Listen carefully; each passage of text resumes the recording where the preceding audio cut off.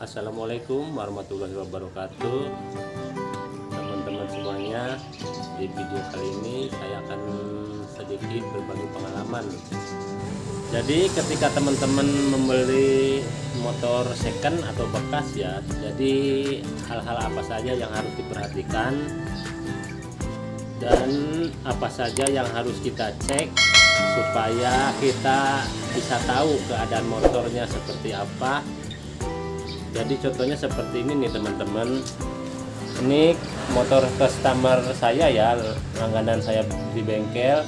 Ini motor Scoopy tahun 2011. Ini baru beli kemarin nih teman-teman. Kemarin itu dia beli, dia tidak sempat cek ya teman-teman.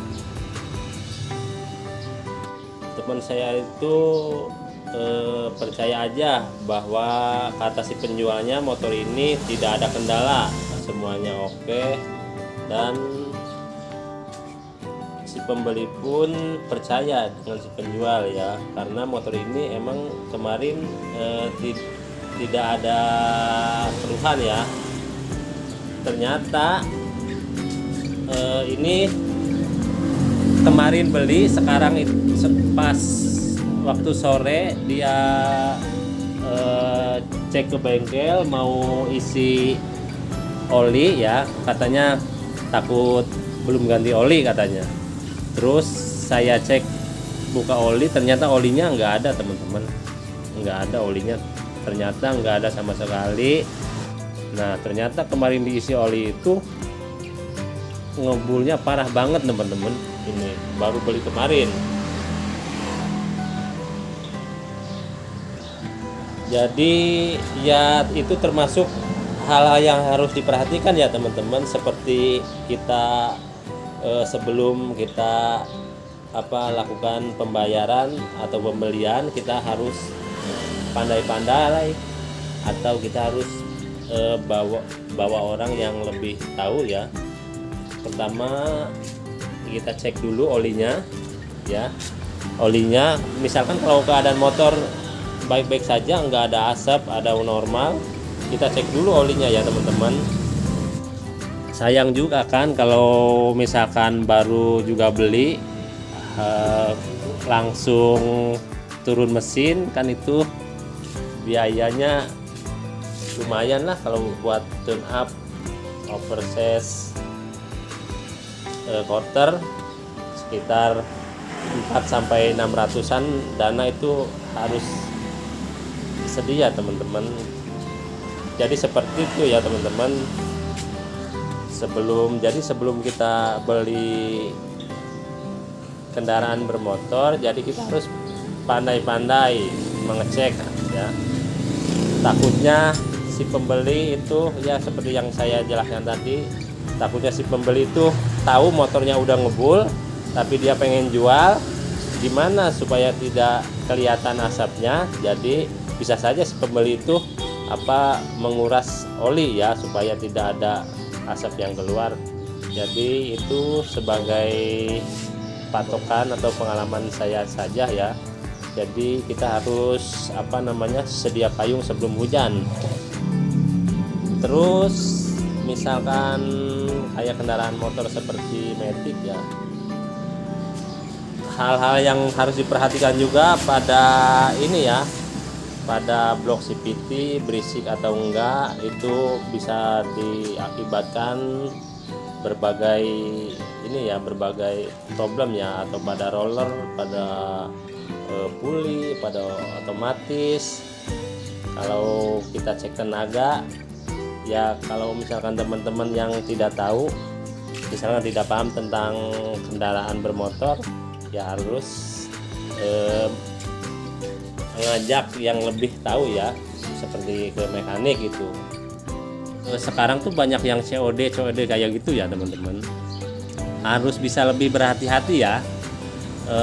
Contohnya saja, misalkan kita udah deal sama si pembeli nih, calon pembeli ya, misalkan udah deal sama calon pembeli, terus alangkah baiknya kita transaksi di rumah sendiri ya, di rumah kita, jangan di jalan-jalan atau di mana, atau bisa juga kalau misalkan di jalan-jalan di tempat keramaian lah ya, jangan di totoang, kalau orang Sunda jangan di totoang, di mana yang ada keramaian lah.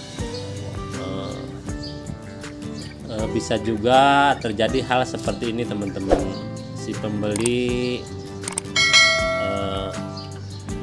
pengen mencoba kendaraan motor kita, ngomongnya mau nyobain, ternyata nggak balik lagi ya, banyaklah kejadian yang seperti itu. Jadi kita tuh harus lebih berhati-hati ya teman-teman. HTT rada mendekel lah lamun kuas kieu mah. Nah, ini yang punyanya nih teman-teman.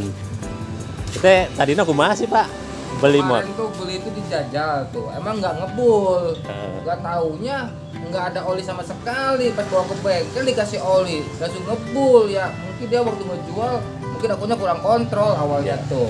Itu teh mungkin sengajanya atau tidak disengaja apa gimana, nggak tahu lah. Kayaknya dia sengaja di olinya dikurangin gitu tuh.